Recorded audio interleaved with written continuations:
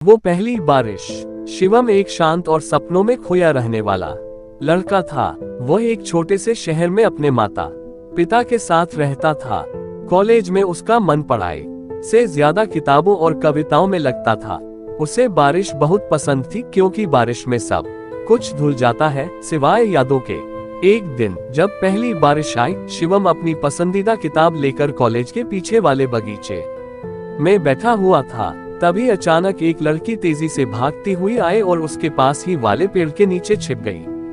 उसके बाल बारिश में भीग चुके थे और आंखों में कुछ अलग ही चमक थी। तुम्हें बारिश पसंद है?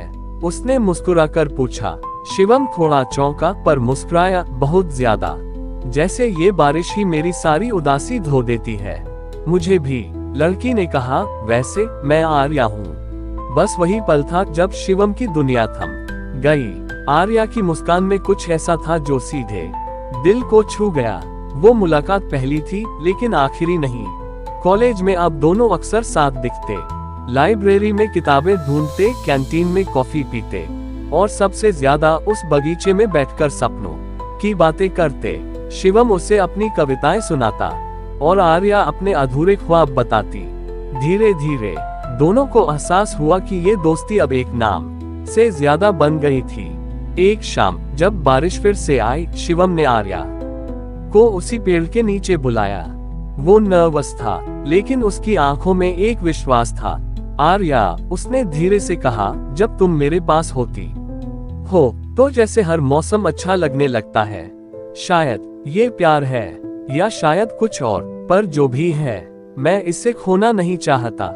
आर्या कुछ पल चुप रही, फिर बोली, शिवम, जब से तुम्हें जाना है मेरी दुनिया में भी एक नई कहानी शुरू हुई है और मैं चाहती हूँ कि ये कहानी तुम्हारे साथ पूरी हो। वो दोनों मुस्कुरा दिए। बारिश गवाही दे रही थी उस पहली मोहब्बत की। समय बीतता गया, कॉलेज खत्म हुआ, करियर की दौड़ शुरू हुई। आर्या को एक मल्टीनेशनल कंपनी में नौकरी मिल गई और शिवम ने लेखन को अपना करियर बना लिया। शुरू में सब ठीक चला, कॉल्स, मैसेजेस, मुलाकातें, लेकिन धीरे धीरे जिंदगी की रफ्तार ने दोनों को अपनी गिरफ्त में लेना शुरू किया। कभी आर्या मीटिंग्स में बिजी होती तो कभी शिवम अपनी किताब की डेडलाइन में उलझा रहता। बातें कम होने लगी और दूरियां बढ़ने लगी। एक दिन आर्या ने कहा, शिवम, शायद अब हम पहले जैसे नहीं रहे। मैं नहीं जानती कि ये सही है या गलत, लेकिन मैं बहुत उलझन में हूँ। शिवम ने बस इतना कहा, अगर तुम्हारा मन कहे कि ये खत्म होना चाहिए तो मैं कुछ नहीं कहूँगा, पर मेरा दिल अब भी उस पहली बारिश में फंसा हुआ है। आर्या चली गई और शिवम ने खुद को शब्दों में खो दिया। साल बीत गए। शिवम अब एक मशहूर लेखक बन चुका था। उसकी किताबें बेस्टसेलर बन चुकी थी, लेकिन उसकी कहानियों में हमेशा एक अधूरी मोहब्बत होती थी। एक दिन उसकी किताब का एक इवेंट दिल्ली में रखा गया। जब वो मंच पर बोल रहा था, उसकी नजर सामने बैठी एक लड़की पर पड़ी। वही आंखें, वही मुस्कान। आर्या। इवेंट खत्म होने के बाद वो चुपचाप उसके पास आए। तुम अब भी बारिशों में खोए रहते हो? उसने पूछा।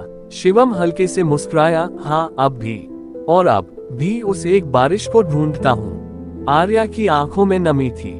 शिवम, मैंने बहुत कोशिश की तुम्हें भूलने की, पर मैं कभी नहीं भूल पाए। शायद प्यार वही होता है जो वक्त और फासलों से नहीं डरता। शिवम ने उसका हाथ थाम लिया। तो फिर चलो उस बगीचे में जहाँ से सब शुरू हुआ था। और उस दिन फिर से बारिश हुई। इस बार उनका प्यार अधूरा नहीं था। वो पहली बारिश अब आखिरी नहीं रही, बल्कि एक नई शुरुआत बन गई।